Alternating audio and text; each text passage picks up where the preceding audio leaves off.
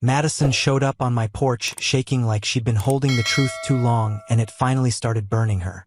I opened the door expecting bad news. I just didn't know the bad news was my life. Madison Parker stands on my doorstep looking like she's trying not to fall apart. Pale skin, trembling hands, eyes swollen like she's cried for hours and didn't get anything from it. She's the last person I expect to see on a Tuesday afternoon. The wife of my best friend, Derek. One of Sophie's closest friends. She shouldn't be here. Not like this. Blake, she says, voice thin and breaking. I need to talk to you. I step aside and let her in. She moves like her bones hurt. My first thought is that someone's been in an accident. Someone's hurt.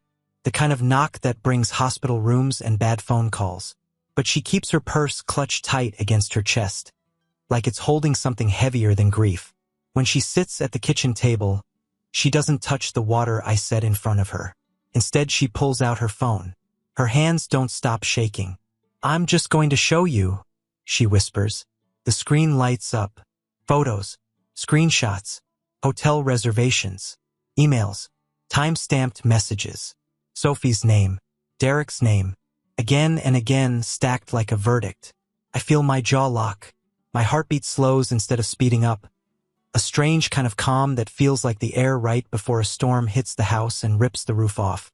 Madison swipes with her thumb, steadying herself on the table with her other hand. I watch each image like it's someone else's life, someone else's wife, someone else's best friend. But it's mine. All of it is mine. How long? My voice sounds deeper than usual, like it's coming from behind a wall. Months. Her eyes close. Maybe a year. I didn't know. I swear I didn't know. I found a message by accident and I hired a private investigator. I thought Derek was gambling or hiding money. I didn't expect. Her voice cracks. I didn't expect this. She scrolls again. A video. Sophie laughs as she gets into Derek's car. A hotel lobby behind them. His hand on her lower back. They look casual, comfortable, and practiced. Madison covers her mouth. A tear slides down her cheek, and she wipes it away hard, like she's angry at herself for it.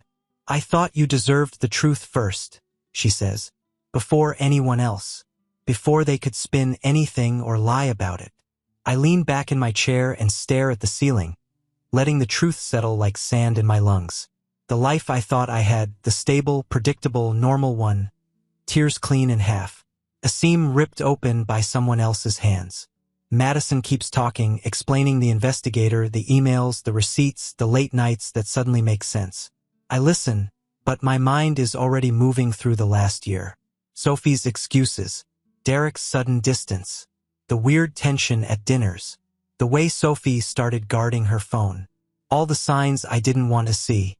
Blake. Madison hesitates. I'm so sorry. I look at her. She's broken, too. Betrayed by the same two people, standing in the same wreckage. This isn't pity, it's recognition. Two people were hit by the same hammer at the same time. You did the right thing telling me, I say. She nods, but her face tightens like the words hurt. When she finally stands to leave, she's steadier than when she arrived. Like handing off the truth made her lighter and me heavier. At the door, she looks back once. They don't know I know, she whispers. Not yet. I nod. They won't know I know either. For a moment, we just stand there. Two people who didn't ask for this but have to live with it. She walks down the steps, gets into her car, and drives away. I close the door behind her and lean my forehead against it. That's the moment it happens, the moment the old version of my life dies. Quietly, completely. A clean break disguised as a Tuesday. And I know nothing about the road ahead will ever be the same.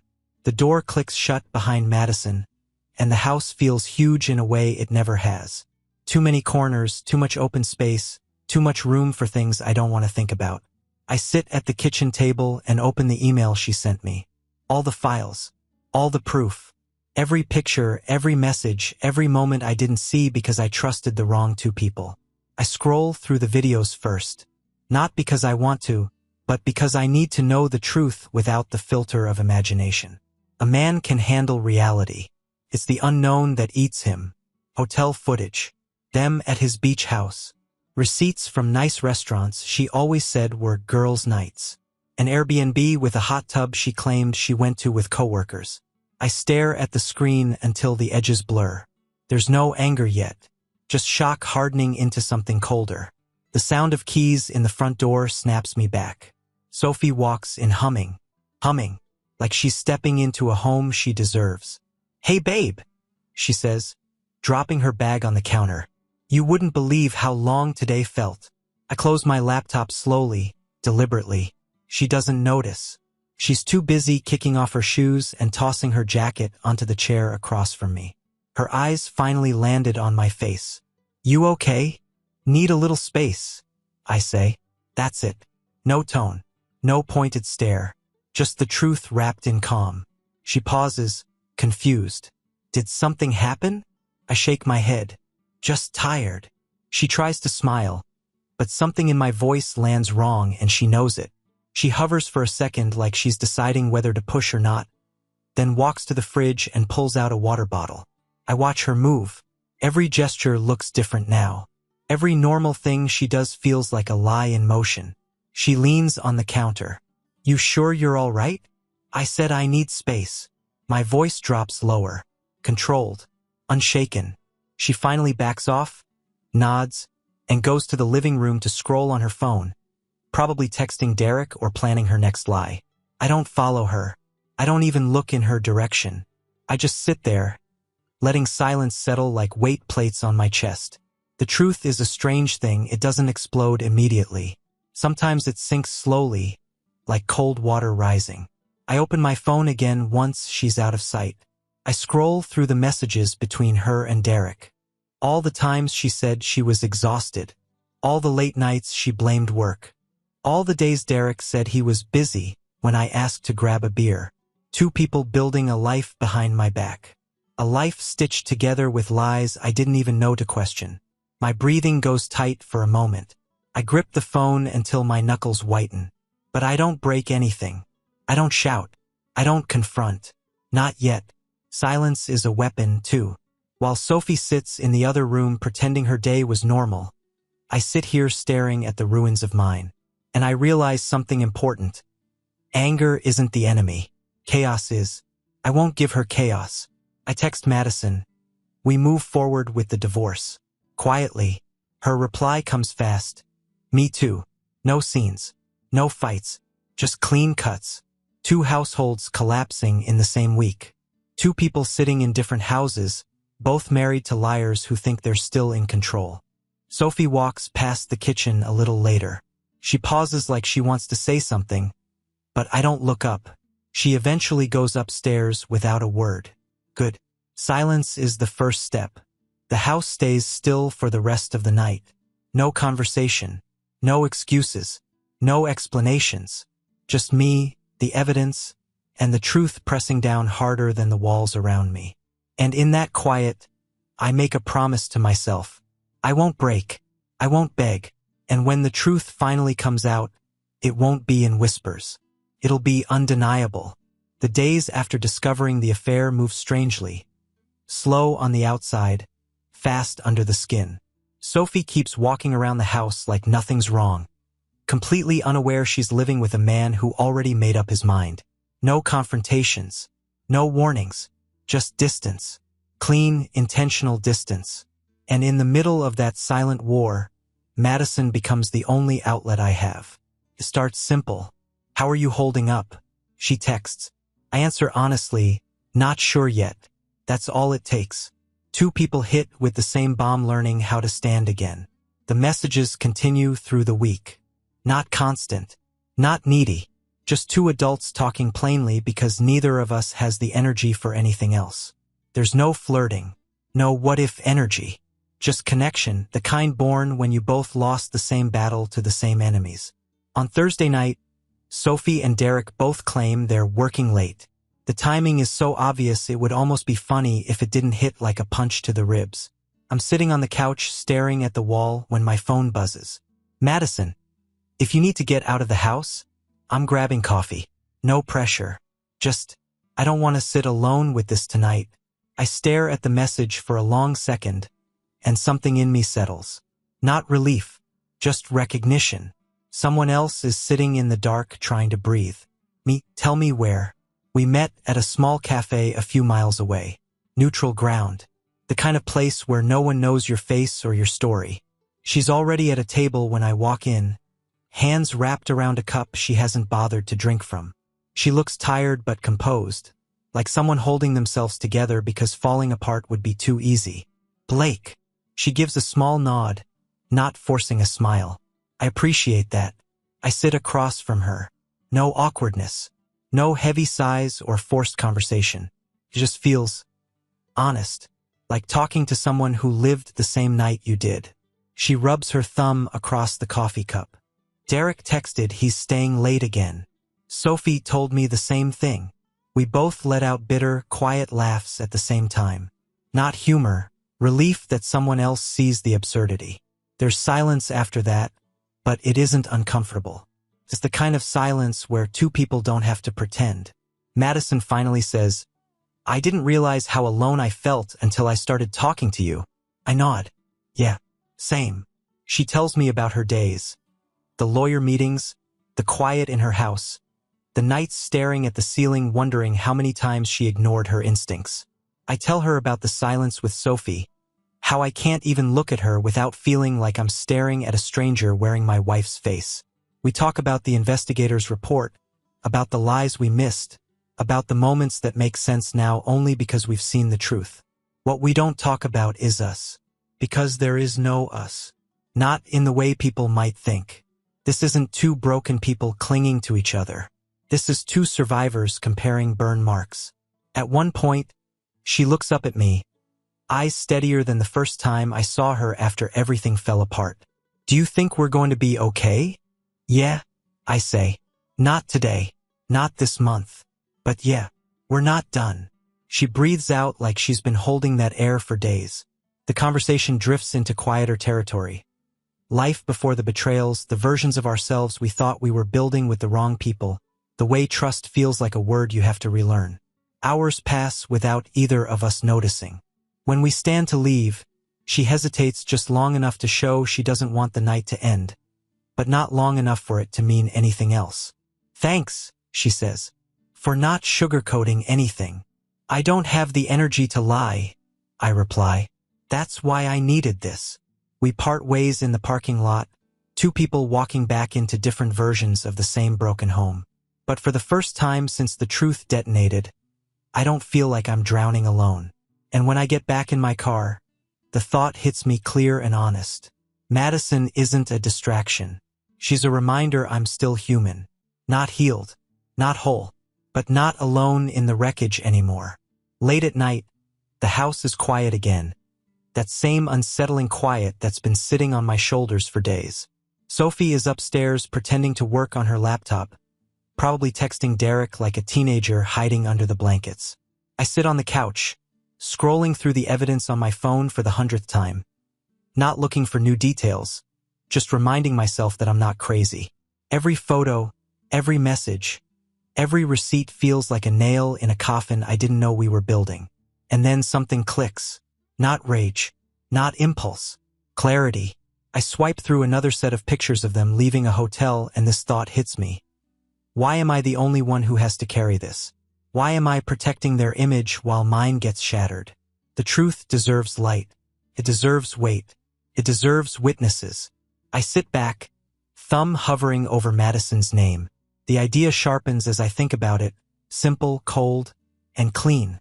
I type, what if I invite our friend group over for a pizza night and show the evidence on the TV? No yelling, no drama, just the truth. I don't add anything else. I don't need to. Madison's typing bubble appears, disappears, reappears. Then, honestly, I'd love to see their faces. That settles it. 2 days later, I set the stage. I sent out a casual group text. Pizza night at my place. Haven't seen everyone in a while. People respond with thumbs up emojis and jokes about bringing drinks. Even Sophie, sitting 5 feet away from me, sends a smiley face and a sounds fun. She doesn't suspect anything. Not the distance. Not the silence. Not the way I watch her walk past me like she's a stranger wearing familiar clothing. The day arrives fast. I clean the house not because I care, but because the moment deserves order. Madison and I keep our communication short, logistics only. No emotional buildup.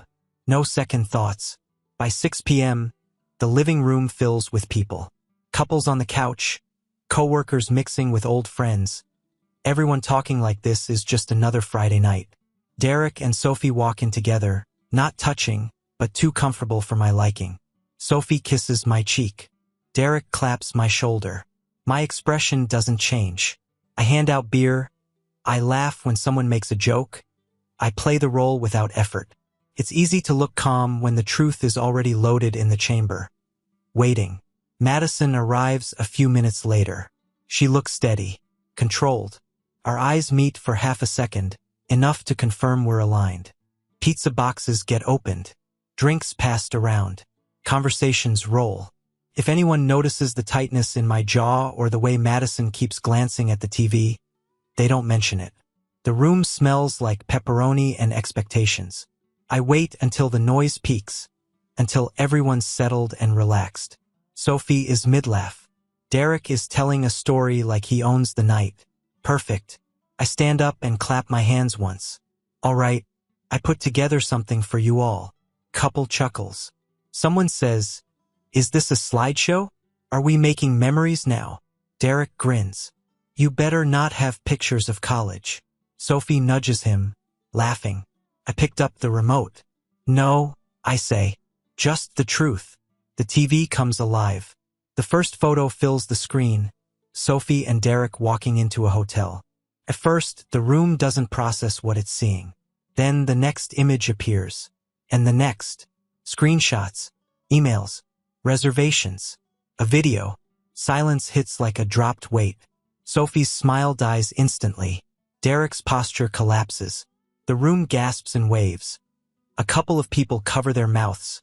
Another whispers, "Oh my God." No one speaks. No one moves. The truth fills the room and there's no space left for denial. I turn to Sophie. She's shaking like she's wrapped in ice. I place the divorce papers on the table in front of her. "Sign," I say. "Now." No raised voice. No shaking hands. Just calm instruction. Madison steps beside Derek and drops her own stack of papers. "You too." Derek stares at them like they're written on fire. His face goes red, then pale, then empty. He looks around for support, but no one offers it. Not tonight. Cornered by their own actions, stripped of their lies, they both sign. Pens shaking, hands sweating, eyes burning with humiliation. I don't feel guilty.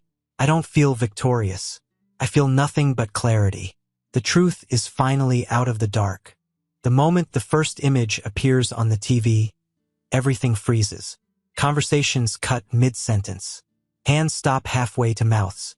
The room shifts from noise to dead quiet so fast it feels like the air got sucked out. The photo shows Sophie and Derek slipping into a hotel. Her head tucked down, his hand on her lower back. The timestamp glows in the corner like a signature on a crime scene.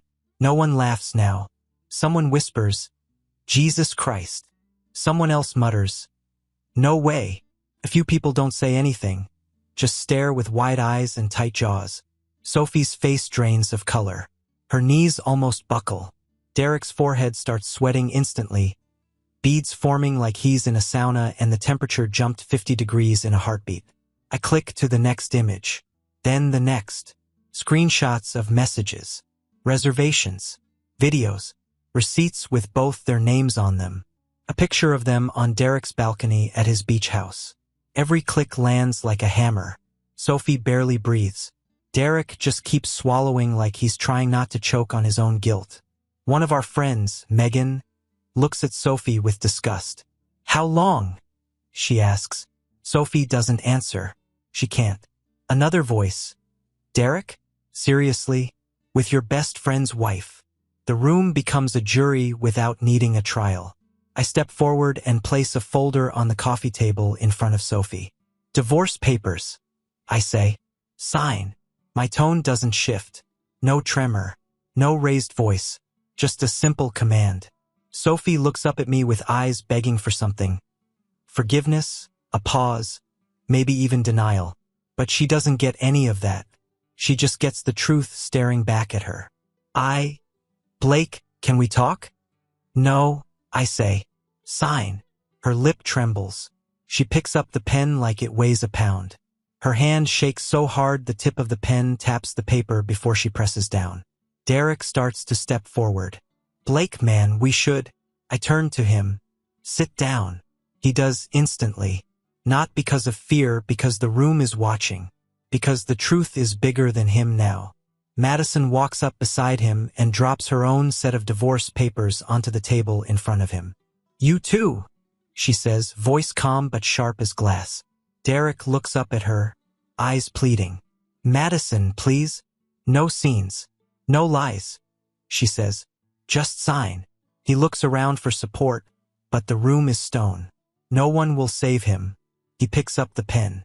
The scratching sound of signatures fills the silence. Sophie signs. Derek signs. 2 marriages ending quietly, cleanly, in front of the people who once thought these two were stable, loyal, trustworthy. When the last page is signed, I take mine back and close the folder. Sophie whispers, Blake, please. Her voice cracks, but I'm already stepping back. We're done. Madison picks up her folder and meets my eyes. Steady, controlled. Her own story ending alongside mine, right here in the same room.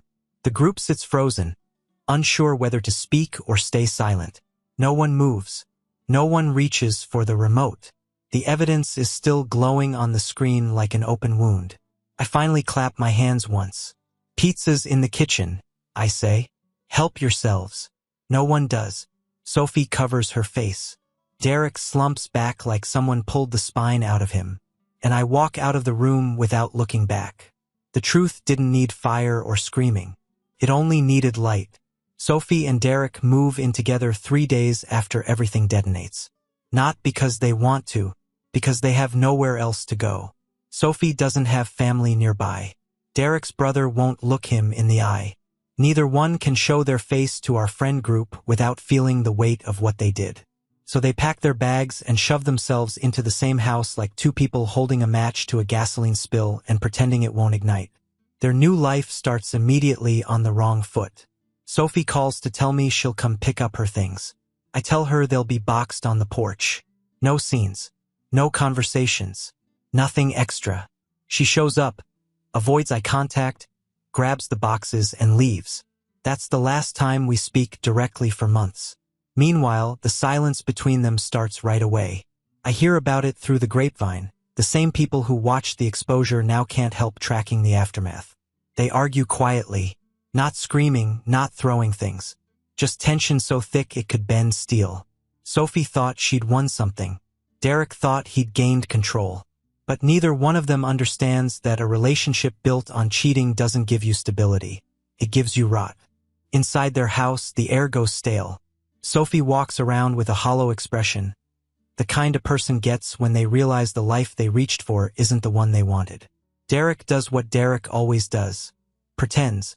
He hits the gym harder, posts pictures like he's unfazed, tries to hold on to the confidence he used to wear like armor. But armor cracks when it isn't built on truth. Their neighbors start noticing the tension. Derek's co-workers whisper. Sophie's friends keep their distance. The shine they thought they'd find in each other turns into something dull and sour. And while their world sinks, Madison and I start climbing out of ours. It begins small coffee check-ins, quiet conversation, small steps toward normal. We don't talk about building anything.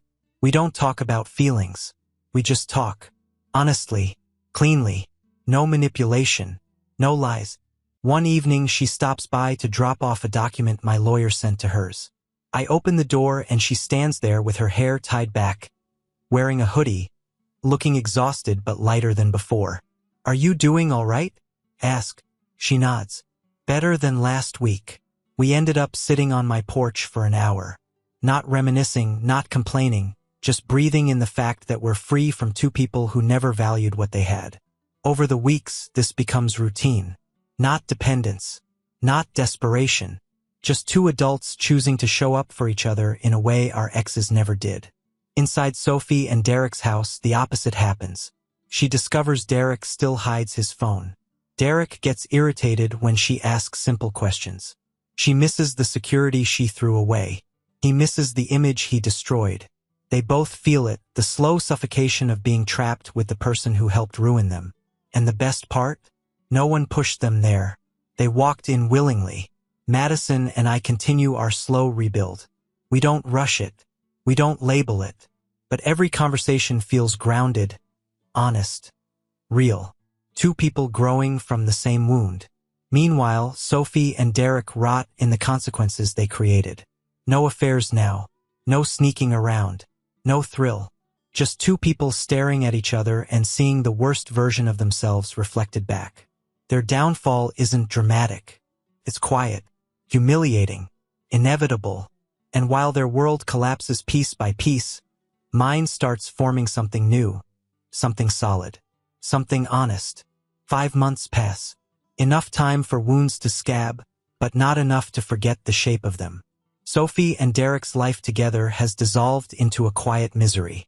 No passion, no trust, no spark. Just two people stuck in a house that feels like a punishment. She walks around pale and drained. He keeps pretending everything's fine. Hitting the gym like muscles can hide the truth of who he really is. Karma waits patiently. And then it knocks. Late one afternoon, a woman shows up at their porch. Young, fit, furious, and shaking like someone who's been ignored one too many times. She's wearing a backpack and holding a folder to her chest like she's bracing for a fight. Sophie answers the door. Yes? She asks, already annoyed, already tired. The woman lifts her chin. I'm looking for Derek. Tell him Haley's here. Sophie freezes at the name. Derek mentioned her once. A trainer from the gym. Someone he said was annoying and too flirty. Sophie didn't think twice about it. But the look in Haley's eyes is not flirtation. It's betrayal. It's fear. It's the truth arriving without apology. Derek appears behind Sophie and stops dead when he sees her. Haley doesn't waste a second. I'm pregnant, she says. 3 months. Sophie's entire face cracks. Not confusion, instant recognition. She knows the timeline. She knows exactly where Derek was 3 months ago. Derek's first instinct is denial. Haley, don't. No. She snaps, voice steady and sharp. You ignored my texts. You blocked my number. You pretended like this wasn't your problem. She holds up the folder. But I'm done chasing you. You will acknowledge your child. Sophie steps back from Derek like he's radioactive. Haley continues. Your DNA test appointment is scheduled. If you don't show, I'll take it to court. Neighbors peek through blinds. A dog barks down the street. The air thickens around them. Sophie finally speaks, voice raw. Get out. Derek turns to her. Sophie, it's not what you. Get out. Her voice cracks in a way that doesn't need volume to hit hard. You dragged me into this once. Not again. She disappears into the bedroom, reappears with a duffel bag, and shoves past both of them. Haley gives Sophie a small nod. Not sympathy, just acknowledgement. Woman to woman, betrayal to betrayal. Derek, left between the two women he lied to, looks like his entire body is caving inward. But there's nowhere for him to run now. Sophie gets into her car and drives away without looking back. Haley turns to Derek. Grow up, she says, and walks off down the driveway. Then it's just him, alone on his porch, sweating, breathing like the world just crushed his ribs. For the first time in his life, the weight of his decisions finally lands where it belongs. He shows up to the DNA test. He signs what he has to sign. But the woman he cheated with left. The woman he cheated on left. And the version of himself he pretended to be, gone. Sophie doesn't come back. She moves into a small apartment across town and starts rebuilding the life she threw away. Slowly, quietly, alone. Derek becomes a father, but not a partner, not a husband, not anyone people trust anymore. Just a man forced to face the truth he spent years hiding from. Meanwhile, Madison tells me what happened weeks later.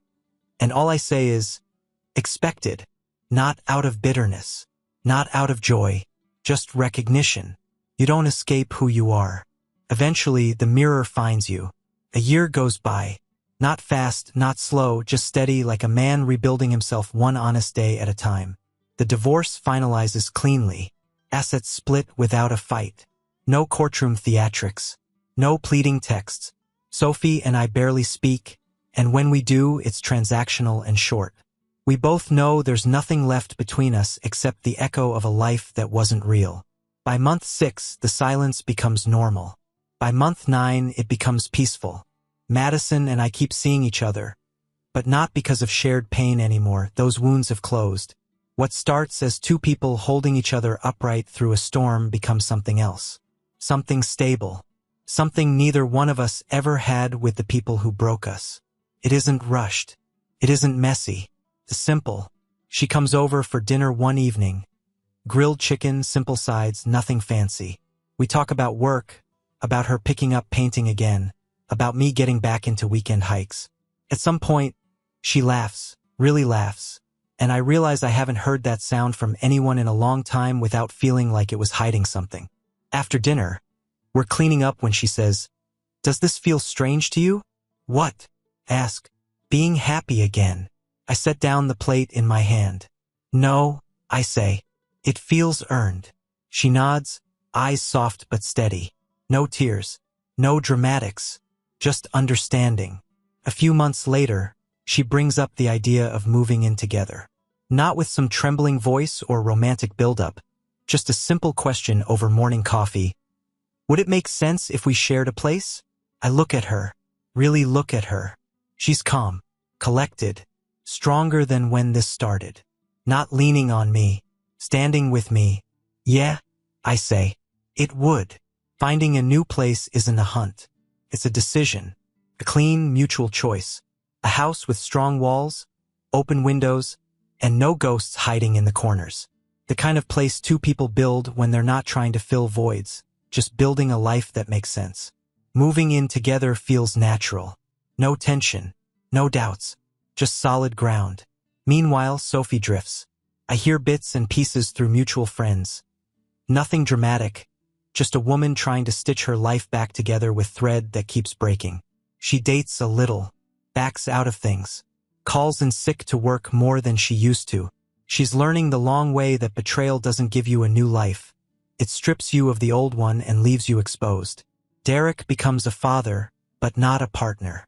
He shows up for the necessary things. Appointments, support checks. But the rest of his life looks thin, stretched, lonely. His friends stop inviting him out. His confidence has teeth marks in it. Karma didn't need theatrics. It just needed time. The real difference between them and us is simple. They kept running from themselves. Madison and I faced what broke us and built something stronger. One evening, nearly a year to the day after everything came crashing down, Madison and I sat on our back porch. The sun's low, the air warm, the kind of calm you don't recognize until you've lived through chaos. She rests her head lightly against my shoulder. Not clinging, just existing next to me. "Have you ever thought about how all this started?" she asks. "Sometimes," I say. "Does it bother you?" I shake my head. "No. The worst thing that happened to me gave me the best part of my life. Doesn't mean I'm grateful for the pain. It just means I respect what came from it." She smiles. It's small, real. Truth is, our story didn't start with romance. It started with fire, with betrayal, with honesty forced into the open. But what we built after, that part is ours, not theirs. Untainted, solid. And as the sun drops behind the trees and the porch gets quiet, I feel something I didn't expect to feel again. Not revenge, not victory, not closure. Peace. Real, earned, masculine peace. The kind you only get after you've walked through hell without losing who you are. Subscribe and stay one step ahead of cheaters. And trust me, the next story makes this one look like a fairy tale.